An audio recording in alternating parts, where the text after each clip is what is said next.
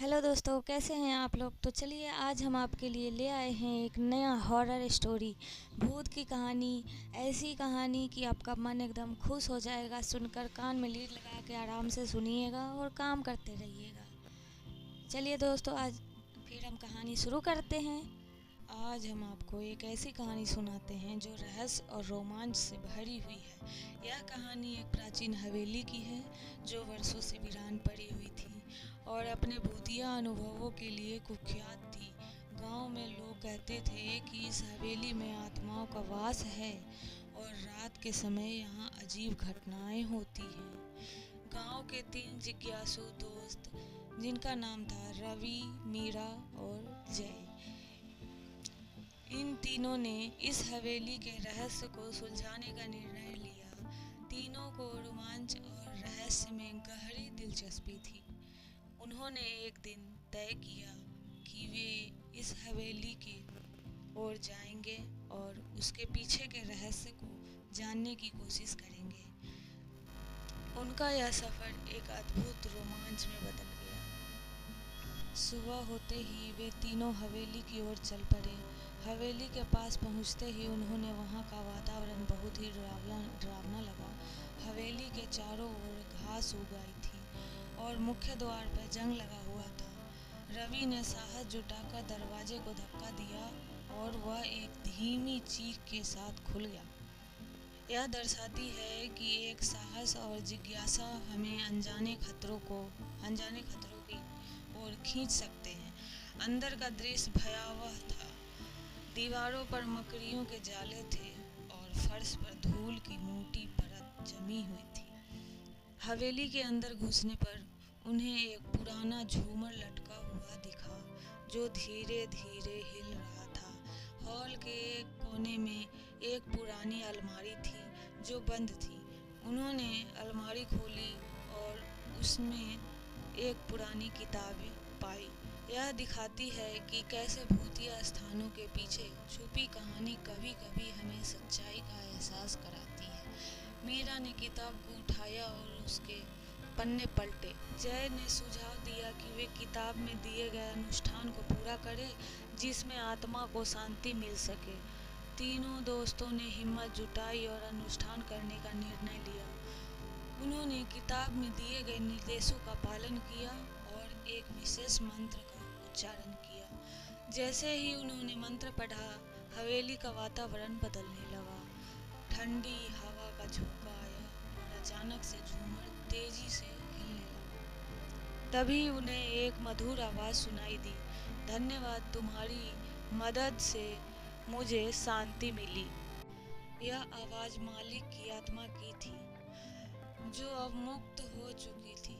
अनुष्ठान के पूरा होते ही हवेली में एक दिव्य प्रकाश फैल गया और तीनों दोस्तों ने महसूस किया कि उनका डर अब खुशी में बदल गया था। जब वे हवेली से बाहर निकले तो उन्होंने देखा कि सूरज ढल चुका था और आसमान में चांद चमक रहा था। उन्होंने गांव लौटकर गांव के लोगों को अपनी कहानी सुनाई।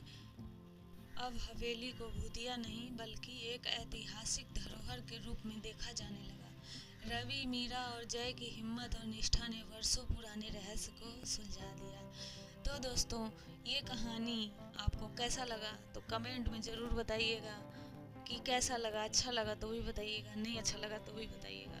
थैंक यू दोस्तों, आपने इतना समय देकर हमारे वीडियो को देखा है, इसके लिए तहे दिल से धन्यवाद, शुक्रिया। तो दोस्तों, सब्सक्राइब ज़रूर कर लीजिएगा, आपकी सपोर्ट की ज़रूरत है। प्लीज़ दोस्तों, चैनल को सब्सक्राइब कर लीजिएगा और लाइक भी कीजिएगा, शेयर भी कीजिएगा। थैंक यू दोस्तों, बाय बाय। हेलो दोस्तों, तो चलिए एक और कहानी हम लेकर आ गए हैं इस वीडियो में। कहानी का नाम है पुरानी हवेली की आत्मा। यह कहानी एक छोटे से गांव की है जिसका नाम था श्याम नगर। इस गांव में एक बहुत ही पुरानी और बड़ी हवेली थी जिसे लोग श्याम हवेली के नाम से जानते थे। हवेली की खूबसूरत के पीछे एक भयानक रहस्य था। लोग कहते थे कि वहाँ एक आत्मा का वास था। कहा जाता था कि जब भी किसी ने हवेली में रात बिताने की कोशिश की उसने अपनी ज़िंदगी खो दी या पागल हो गए। गांव वालों का मानना था कि श्याम हवेली में एक पुरानी रानी की आत्मा भटकती है जिसने उस जगह पर किसी अनजान कारण से अपनी जान दे दी थी। इस रहस्य ने सभी को डरा रखा था और कोई भी वहां जाने की हिम्मत नहीं करता था। एक दिन गांव में एक नवयुवक जिसका नाम रवि था आया था। रवि ने पुरानी कहानी और अफवाहों को कभी गंभीरता से नहीं लिया। जब उसने श्याम हवेली के बारे में सुना तो उसने सोचा कि यह सब झूठा है और उसने निर्णय लिया कि वह उस हवेली में एक रात बिताकर गांव वालों को साबित करके दिखाएगा यह सब सिर्फ कहानियां हैं, डरने की कोई बात नहीं है दोस्तों। ठीक है दोस्तों। गांव के बुजुर्गों ने उसे समझाने की कोशिश की लेकिन रवि ने उसकी बातों को नज़रअंदाज कर दिया। एक शाम रवि अपने कुछ ज़रूरी सामान लेकर हवेली के लिए निकल पड़ा। हवेली बहुत ही पुरानी और खंडहर जैसी दिख रही थी जहां जाकर किसी की भी रूह कांप उठे। रात का समय हो गया और हवेली में गहरी चुप्पी छा गई। रवि ने एक कमरे में अपना बिस्तर लगाया और अपनी टॉर्च जलाकर चारों ओर देखने लगा। हवेली के अंदर कीमती चित्र, टूटे फूटे फर्नीचर और धूल भरी किताबें थी। रवि ने चारपाई पर लेटकर एक किताब उठाई और पढ़ने लगा, लेकिन अचानक यह ठंडी हवा का झोंका आया और दरवाज़ा खुद ब खुद बंद हो गया। रवि सहम गया लेकिन उसने खुद को संभाला और किताब पढ़ने लगा। तभी उसे लगा कि कोई उसके पीछे खड़ा है, लेकिन जब उसने मुड़कर देखा तो वहाँ कोई नहीं था। उसकी दिल की धड़कन तेज हो गई। उसने सोचा शायद उसे भ्रम हो रहा है, लेकिन तभी एक तेज चीख की आवाज़ उसने उसकी नींद को उड़ा दिया। रवि का चेहरा पसीने से भीग गया। उसने देखा कि कमरे का दरवाज़ा खुल चुका था और अंधेरे में से कोई सफ़ेद लिबास पहने हुए एक महिला की परछाई दिख रही थी। वह परछाई धीरे धीरे पास आ रही थी। रवि डर के मारे उठकर भागने लगा, लेकिन जैसे ही उसने दरवाज़ा से बाहर निकलने की कोशिश की, दरवाज़ा बंद हो गया। अब वह परछाई बिल्कुल उसके सामने थी। महिला की आंखें लाल हो चुकी थी और चेहरा भयानक था। उसने रवि से कहा, तुमने मेरी शांति भंग की, इस जगह से चले जाओ। रवि ने हिम्मत जुटाई और कहा, मैं यह जानना चाहता हूँ कि तुम्हारी आत्मा को शांति क्यों नहीं मिल रही है।